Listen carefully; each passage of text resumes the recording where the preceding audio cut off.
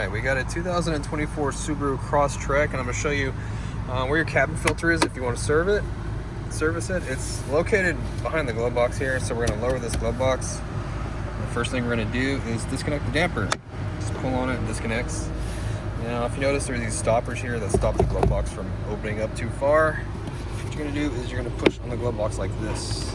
Get the stoppers around the plastic on both sides, and then the glove box will drop down. The glove box will actually come off the hinges too, so totally normal if that happens to you. You didn't break it or anything.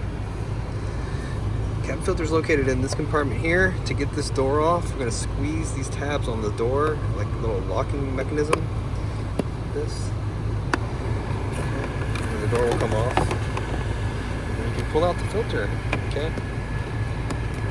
So this is a factory filter, and the way you can tell is that it says up here. Usually your factory Toyota and Subaru filters will say up. Okay. Your aftermarket filters usually will say airflow on the sides. In the airflow direction, when you put an aftermarket filter in, it's going to be down. Okay, it's going to be the opposite of what this says.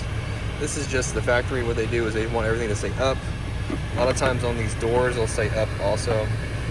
But the airflow is actually down on the filter, so just have that mindful. This one is really not that dirty, so I'm not going to recommend it to my customer to replace. But if you need one, I'll have a link down in the description box. It takes you to Amazon, where you can get an aftermarket filter if you want to get one. They're pretty cheap there. They go from like $10 to $15 depending on which one you pick.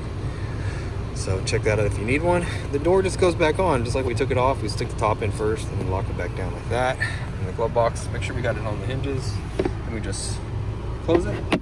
It'll stay where it is, and then we just hook the damper back up, and we are all finished.